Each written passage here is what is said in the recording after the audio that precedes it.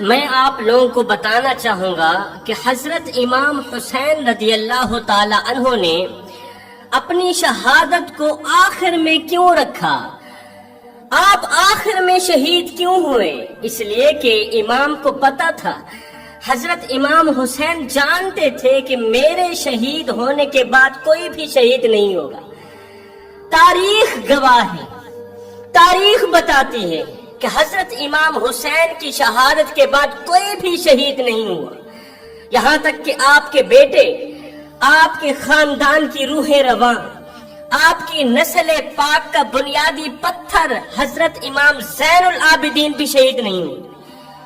اگر امام حسین اور پہلے شہید ہو جاتے تو علی اکبر بھی بچ جاتے، اور پہلے شہید ہو جاتے، علی اصغر بھی بچ جاتے، اور پہلے شہید ہو جاتے، اور محمد بھی بچ جاتے، قاسم کا شباب بھی نہ لٹتا، کیونکہ یزید کا ٹارگٹ حسین تھا، کیونکہ یزید کا نشانہ حسین تھا۔ میں بتانا چاہتا ہوں کہ حضرت امام حسین نے گردن کٹانے میں دیر ہی کیوں کی، شہادت کا جام پینے میں دیر ہی کیوں کی؟ اس لیے کہ اگر آپ پہلے شہید ہو جاتے تو آپ کے بعد کوئی بھی شہید نہ ہوتا۔ تاریخ گواہ ہے کہ آپ کے شہید ہونے کے بعد کوئی بھی شہید نہیں ہوا۔ آپ لوگ اپنے زاویے سے سوچ رہے ہوں گے کہ حضرت امام حسین رحمت للعالمین کے نواسے ہیں، حسین کے جسم میں حیدر کرار کا رحمت عالم کا خون ہے۔ حسین نہیں چاہتے کہ میری وجہ سے کوئی جہنم میں چلا جائے، حسین نہیں چاہتے کہ میری وجہ سے کوئی جہنم کی آگ کا ایندھن بن جائے۔ آپ موقع دے رہے ہیں، پتہ نہیں کس پل میں کون پلٹ جائے، کیونکہ حضرت امام حسین کو تاریخ یاد تھی کہ جب حضرت عمر فاروق رضی اللہ تعالی عنہ حضور کے قتل کے لیے گھر سے نکلے تھے، تلوار لے کر نکلے تھے نبی کی گردن مبارک کاٹنے کے لیے، گھر سے تلوار لے کر نکلے تھے، اللہ اکبر، نبی کے دروازے تک آن پہنچے، دستک دی، ادھر سے نبی نے دروازہ کھولا، ادھر سے میرے اللہ نے عمر کے دل کا دروازہ کھول دیا۔ جو قتل کرنے آیا تھا قتیل محبت رسول بن گیا، جو مارنے آیا تھا وہ خود حضور علیہ السلام کے قدموں پہ مرنے کے لیے تیار ہو گیا۔ خبر نہیں، کوئی بھی لمحہ کسی کے ذہن کو بدل سکتا ہے، کسی کے دماغ کو بدل سکتا ہے۔ حضرت امام حسین نے فرمایا، او یزیدیو، اگر تمہاری غداری اور بے وفائی اہل بیت کے لہو سے اپنی پیاس بجھانا چاہتی ہے، اگر تمہاری تلواروں کو مومن کا لہو چاہیے، اگر تمہاری نیزوں کی نوک کو اہل بیت کا خون چاہیے، اگر تم ہمارے خون کے ہی پیاسے ہو تو لو، میں تمہیں علی اکبر دیتا ہوں، اگر تم اہل بیت کے لہو کے پیاسے ہو تو لو، میں تمہیں علی اکبر دیتا ہوں، علی اصغر دیتا ہوں، اور محمد دیتا ہوں۔ اگر تمہاری تلوار ان سے اپنی پیاس بجھا کے خاموش ہو جائے، اگر تمہاری تلواریں ان تمام سے اپنی پیاس بجھا کر خاموش ہو جائیں تو پھر مجھے مارنے میں جلدی مت کرنا، مجھے مارنے میں جلدی مت کرنا۔ اگر مجھے مارنے میں جلدی کرو گے تو تمہارے لیے مغفرت کے دروازے بند کر دیے جائیں گے، کیونکہ جو عباس کا قاتل ہے وہ قاتل مومن ہے، جو علی اصغر کا قاتل ہے وہ قاتل مومن ہے، جو علی اکبر کا قاتل ہے وہ قاتل مومن ہے، مگر میں حسین ہوں، میں حسین ہوں، میرا قاتل قاتل مومن نہیں، میرا قاتل قاتل دین ہے۔ میں صرف حسین بھی نہیں، میں مکمل دین بھی ہوں، میرا قاتل قاتل مومن نہیں ہوگا، میرا قاتل قاتل دین ہوگا۔ ظالمو، اگر میں چاہوں تو، اگر حسین چاہے تو قیامت کے دن مومن کے قاتلوں کو بخشوا سکتا ہوں، اگر میں چاہوں تو قیامت کے دن علی اکبر کے قاتلوں کو بخشوا سکتا ہوں، علی اصغر کے قاتل کو بخشوا سکتا ہوں، اور محمد کے قاتلوں کو بخشوا سکتا ہوں۔ اگر میں چاہوں تو ہر ایک مومن کے قاتل کو بخشوا سکتا ہوں، مگر دین کے قاتل کو ہرگز نہیں بخشواؤں گا۔ مجھے مار کر اگر تم دین کے قاتل بن جاؤ گے تو تمہارے لیے مغفرت کے دروازے بند کر دیے جائیں گے۔ ہائے میں قربان جاؤں، دشمن پر بھی رحمت کی نظر، سبحان اللہ، دشمن پر بھی رحمت کی نظر، حق کی طرف لوٹنے کے مواقع یہ حیدر کرار کا لال ہی دے سکتا ہے۔ اس طرح کے موقع علی کا لال ہی دے سکتا ہے اور کوئی نہیں دے سکتا۔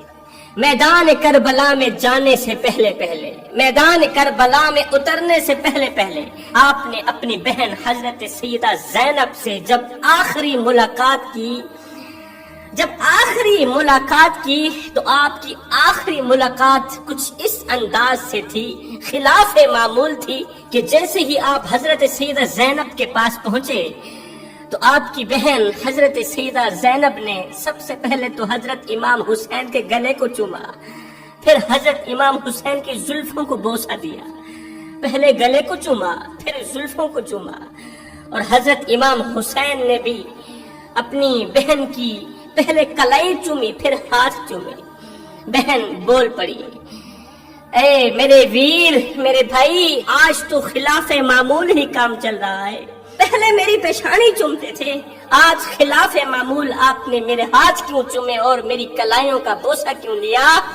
تو حضرت امام حسین رو کر فرمانے لگے، اے میری بہن، اے شہزادی، تجھے پتہ نہیں ہے آج رات میرے بابا حضرت سیدنا علی المرتضی شیر خدا کرم اللہ وجہ الکریم میرے خواب میں آئے تھے، فرمانے لگے، اے میرے لال، آج کا دن تیری زندگی کا آخری دن ہے، تیرے جانے کے بعد پیچھے تیری بہن سیدہ زینب کے دونوں ہاتھ باندھ دیے جائیں گے، حضور کی امت، بے درد امت، بے رحم امت زینب کے دونوں ہاتھوں میں ہتھ کھڑیاں لگا دیں گی۔ اے حسین، صبر کا دامن مضبوطی سے پکڑنا، صبر کا دامن نہیں چھوڑنا، تیری زینب کے دونوں ہاتھ باندھ دیے جائیں گے، اس لیے اگر ہو سکے تو اپنی بہن کے ہاتھ بھی چوم لینا۔ میدان کربلا میں اترنے سے پہلے اپنی بہن کی دونوں کلائیں بھی چوم لینا۔ پھر حضرت امام حسین بولے، میری شہزادی، آج تو نے بھی تو خلاف معمول کام کیا ہے نا، پہلے تو میری پیشانی چومتی تھی، آج تو نے میرے گلے کو بوسہ کیوں دیا؟ آج تو نے میری زلفوں کو کیوں چوما؟ خلاف معمول کام کیوں کیا؟ اللہ اکبر۔ حضرت سیدہ زینب رو کر کہنے لگی، خون کے آنسو بہا کر کہنے لگی، او میرے ویر، او میرے شہزادے، میری ماں حضرت سیدہ فاطمہ الزہرا آج رات میرے خواب میں آئی تھی، اماں سیدہ فاطمہ الزہرا آج رات میرے خواب میں آئی تھی، مجھے کہنے لگی، میری زینب، تیرے ویر، تیرے بھائی حسین کا آج آخری دن ہے، رج رج کے حسین کا دیدار کر لینا، رج رج کے اپنے بھائی کو تک تک کے دیکھ لینا، اگر ہو سکے تو اس کے گلے کو بھی چوم لینا، اس کی زلفوں کو بھی بوسہ دے دینا۔ اماں کیوں؟ کہا اس لیے کہ نبی کی بے درد امت، بے رحم امت، لا الہ الا اللہ محمد الرسول اللہ پڑھنے والے کچھ منافق لوگ میرے لخت جگر نور نظر حسین کا گلا کاٹ دے گی، نبی کی امت حسین کا گلا کاٹ دے گی، آج کے دن کے اندر کربلا سجے گی، زمین تھرا اٹھے گی، آسمان کانپ اٹھے گا، آسمان کے فرشتے رونے لگیں گے، حضور کی بے درد امت، میرے بابا کی بے درد امت، میرے لخت جگر نور نظر امام حسین کا گلا اس طرح بے دردی سے کاٹے گی کہ میرے حسین کی زلفیں خون سے لت پت ہو جائیں گی، اس طرح بے دردی سے حسین کا گلا کاٹا جائے گا کہ حسین کی زلفیں خون سے لت پت ہو جائیں گی۔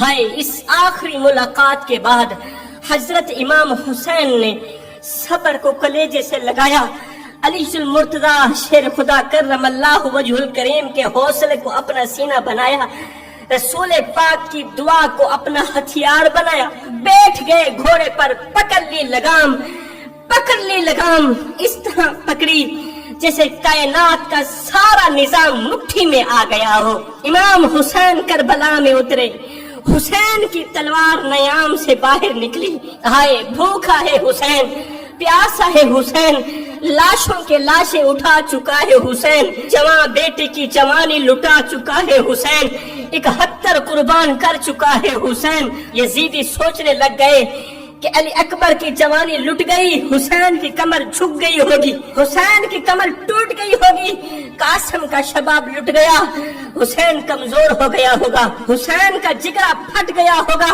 بھوک اور پیاس کی وجہ سے کمزوری نے گھیر لیا ہوگا۔ اب یہ کمزور حسین ہم سے کیسے لڑ سکے گا؟ اس سوچ کی بنیاد پر تمام یزیدی نواسے رسول پر ٹوٹ پڑے، تمام یزیدی حسین پر ٹوٹ پڑے۔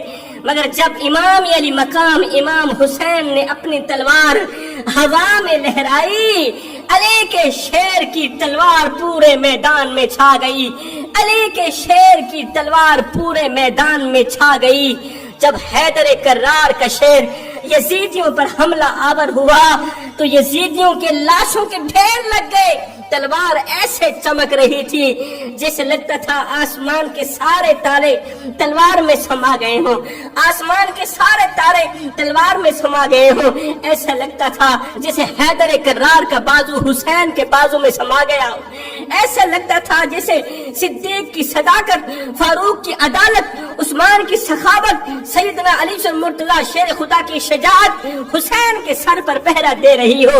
ایسا لگتا تھا کہ مصطفیٰ مدینے سے کربلا میں اتر آئے ہو، ایسا لگتا تھا کہ سیدہ فاطمہ الزہرا نے دعا کے لیے ہاتھ اٹھا دیے ہو۔ حسین کی تلوار چلتی رہی میدان کربلا میں، میرے مرشد امام حسین کی تلوار چلتی رہی، یزیدیوں کے گلے کاٹتی رہی، یزیدیوں کو جہنم واصل کرتی رہی۔ اچانک یزیدیوں میں بے چینی پھیل گئی، اچانک یزیدیوں میں ہلچل مچ گئی، اضطراب پھیل گیا، سناٹا چھا گیا، اندھیرا چھا گیا کہ کہیں ایسا اعتراض بھی نہ بن جائے کہ لوگ کہیں گے ایک ہی سپاہی نے سارے کے سارے لشکر کو مار گرایا، ایک ہی سپاہی نے 20,000 کے لشکر کو مار گرایا۔ اگر یہ ایک سپاہی 20,000 کے لشکر کو مار گراتا ہے پھر ہم تو کسی کو منہ دکھانے کے قابل نہیں رہیں گے، ہماری ناک تو کٹ جائے گی، ہمارا سر تو شرم سے جھک جائے گا۔ ہائے یزید چند ڈیڈ راج کر گئے، غلط مسلط رواج کر گئے، یزید کتے دی موت مر گئے، حسین رب دا معراج کر گئے۔ اس وقت کسی دیکھنے والے رحم دل انسان نے کہا، اے حسین ابن علی ہمیں مدد کی اجازت دیجیے، ہم آپ کی مدد کرنا چاہتے ہیں۔ کہا نہیں، یہ امتحان حسین کا ہے، یہ امتحان امام حسین کا ہے، اور امتحان میں مدد لینا طالب علم کی کمزوری ہے، امتحان میں نقل کرنا طالب علم کی کمزوری ہے۔ جی میں نے مدد لی تھی جب سیدہ فاطمہ الزہرا کی گود میں تھا، سبحان اللہ، جب نبی کے آنگن میں تھا میں نے مدد لی تھی، جب تربیت گاہ میں تھا میں نے مدد لی، مگر سنو ایگزامینیشن ہال میں مدد مانگنا جرم ہے۔ پتہ چلا کہ حسین درس گاہ میں نہیں تھے، حسین امتحان گاہ میں تھے۔ حسین درس گاہ میں کہاں تھے؟ حسین تو امتحان گاہ میں تھے، اس لیے بتا رہے تھے، دکھا رہے تھے، دیکھو جس طرح مجھے نبی نے بنایا تھا میں بن چکا ہوں، جس طرح فاطمہ نے سنوارا تھا میں سنور چکا ہوں۔ اب جو لوگ کہتے ہیں جی تمہارے نبی ہر جگہ موجود ہے، نبی کو ہر جگہ موجود پاتے ہو، تمہارا یقین ہے، عقیدہ ہے، تمہارا مسلک کہتا ہے کہ نبی ہر جگہ موجود ہیں، تو پھر کربلا کی سرزمین پر تمہارے نبی اپنے نواسے کی مدد کے لیے کیوں نہیں آئے تھے؟ میں نے کہا نادانو، وہ تربیت گاہ نہیں تھی، وہ امام حسین کے لیے امتحان گاہ تھی، کربلا کی سرزمین امتحان گاہ تھی، اور امتحان میں مدد مانگنا جرم ہے، مدد لینا طالب علم کی کمزوری ہے۔